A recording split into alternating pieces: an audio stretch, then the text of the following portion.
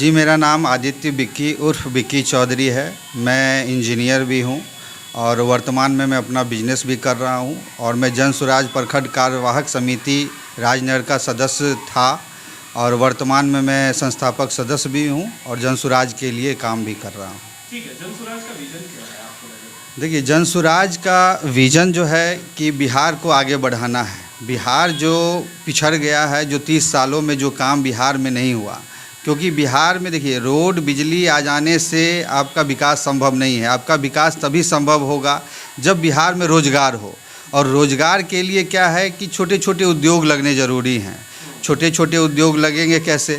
तो छोटे छोटे उद्योग लगेंगे कैसे कि जब हमारे बिहार के युवा हैं, पहले तो उनको, अगर आप सपोज करिए कि कोई भी गवर्नमेंट किसी युवा को 10 लाख लोन दे रही है, तो उस लोन से तो कोई युवा कुछ पैसा आएगा, खर्च हो जाएगा, फिर उससे वो पैसा फिर उसका कर्ज हो गया वो।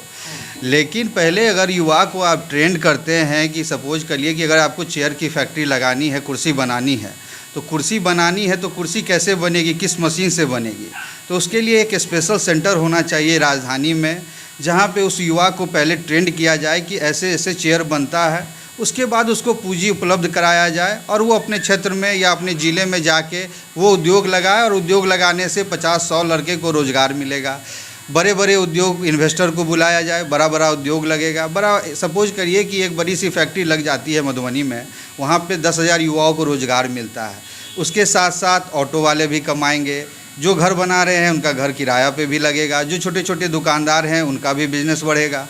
तो सारा डिपेंड करता है उद्योग से, और इसी चीज़ पे प्रशांत सर ने बहुत ज़ोर से लगाया है कि नहीं, उद्योग लगेगा तभी बिहार आगे बढ़ेगा, बिहार आगे बढ़ेगा तभी हम लोग भी आगे बढ़ेंगे। लेकिन उद्योग लगाने की जहाँ तक बात हो रही है तो नीतीश कुमार इस सवाल के जवाब पर कहते हैं, और जहाँ तक डेटा है तो डेटा ये कहता है कि 2000 से अधिक फैक्ट्रियाँ बिहार में अभी भी मौजूद है, छोटी छोटी फैक्ट्रियाँ। लेकिन नीतीश कुमार ये कहते हैं कि बड़ी फैक्ट्रियों को लगाने के लिए संसाधन की जरूरत होती है, और बड़ी फैक्ट्रियाँ बिहार में इसलिए नहीं आती क्योंकि ये लैंडलॉक स्टेट है। अब ऐसे में प्रशांत किशोर के पास बड़ी फैक्ट्रियों को बिहार में लाने के लिए क्या क्या विजन हो सकता है? देखिए, लैंड लॉक स्टेट बोल देने से आप पीछा नहीं छुड़ा सकते हैं कि लैंड लॉक स्टेट है बिहार, तो यहाँ रोज़गार नहीं होगा या बड़ी फैक्ट्रियाँ नहीं आएंगी। आप दिल्ली, आप देश की राजधानी को ले लीजिए दिल्ली। दिल्ली क्या है? लैंड लॉक स्टेट है। हरियाणा क्या है? हरियाणा के चारों तरफ लैंड लॉक स्टेट है। लेकिन अगर आप एक बार दिल्ली हरियाणा चले जाइए, विजिट करिए, देखिए, तो इतनी इतनी बड़ी फैक्ट्रियां लग चुकी है। आईटी सेक्टर में इतना बड़ा बड़ा काम हो चुका है कि न जाने कितने युवा यहाँ से जाके दिल्ली, फरीदाबाद में नौकरी कर रहे हैं आईटी सेक्टर में। वो चीज़ अगर अपने बिहार में होगी तो लोग क्यों जाएंगे बाहर? तो प्रशांत किशोर किस विजन के साथ इसे स्टार्ट प्रशांत सर का विज़न यही है कि जो जिस तरह के छोटे छोटे उद्योग, बड़े बड़े उद्योग, जो भी, ऐसा नहीं है कि लैंड, हाँ ज़रूरी है लैंड लॉक स्टेट। अगर किसी स्टेट जो समुद्र से जुड़ा हुआ है तो स्वाभाविक है उसका ट्रांसपोर्टेशन अच्छा होता है, शिपिंग अच्छी होती है, तो प्रोडक्ट को बना के आता है। लेकिन जो बहुत सारे ऐसे धंधे हैं जो अपने लैंड लॉक स्टेट में करके लैंड लॉक स्टेट को भी आगे बढ़ाया जा सकता है। ठीक है। अच्छा, इसके अलावा ये बता दीजिए कि प्रशांत किशोर बेहद चतुर रणनीतिकार माने जाते हैं, कई पार्टियों को जीत दिला चुके हैं, चाहे वो नेशनल पॉलिटिक्स की बात है, स्टेट पॉलिटिक्स की बात है। अब ऐसे में खुद सियासत के बाजार में खड़े हैं और बिहार की राजनीति को बदलना चाहते हैं। लोगों के ऊपर क्या इम्पैक्ट हो रहा है? देखिए, लोगों के ऊपर बिहार में आप देख रहे हैं कि कितने वर्षों तक आरजेडी की सरकार रही, जदयू की सरकार रही, और बीजेपी की भी सरकार केंद्र में है जो कि 10 साल से है। इन तीनों ने बिहार के लिए आज तक, प्रशांत सर के जो कि हर बैठक में कहते हैं कि मोदी जी ने अगर एक बैठक तक बिहार के विकास के लिए किया हो तो कल से वो उनका झंडा उठाने के लिए तैयार हैं। तो सोच लीजिए कि अगर 40 में 39 एमपी दिया गया चुनाव में, उसके बावजूद अगर यहाँ पे इन्वेस्टर को नहीं लाया गया। नीतीश कुमार ने बिल्कुल अपने शुरुआती दौर में अच्छा काम किया, लेकिन सबसे बड़ा जो मुद्दा यही होता है कि रोज़गार। अगर आप बिजली दे रहे हैं, रोड दे रहे हैं, उससे जीवन थोड़ी चल जाएगा। जीवन चलाने के लिए, बच्चों को पढ़ाने के लिए, घर में खाना खाने के लिए, हर चीज़ के लिए आपको पहले पैसा आना चाहिए। और पैसा कहाँ से आएगा? पैसा आएगा रोज़गार से। रोज़गार, हर लोग को आप यहाँ नौकरी नहीं दे सकते हैं, सरकारी नौकरी, लेकिन रोज़गार कैसे करना है वो चीज़ आप ज़रूर उसको सिखा के अपने जगह पे भेज सकते हैं, जो सो युवा रोज़गार के लिए आगे बढ़े, छोटा छोटा उद्योग लगाए।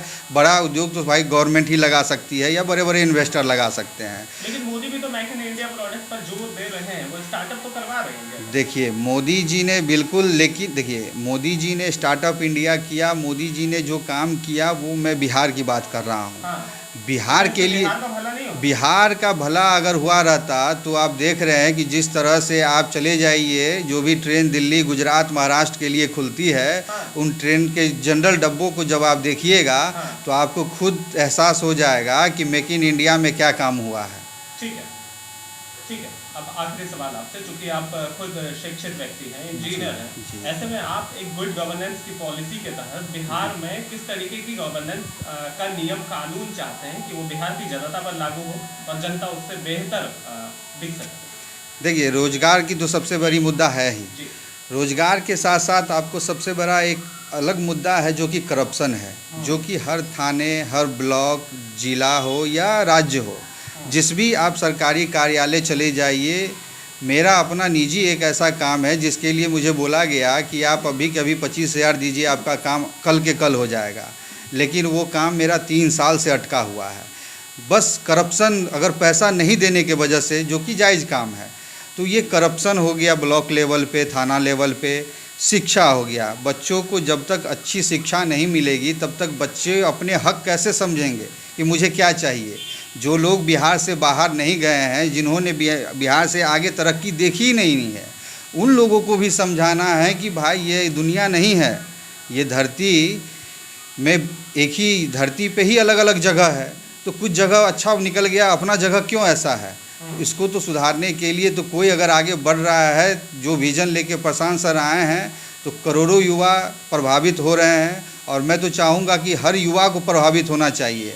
अगर प्रशांत सर से अगर ये बिहार अगर नहीं बदलती है तो मुझे नहीं लगता कि जब तक ये धरती रहेगी बिहार बदलने वाला है।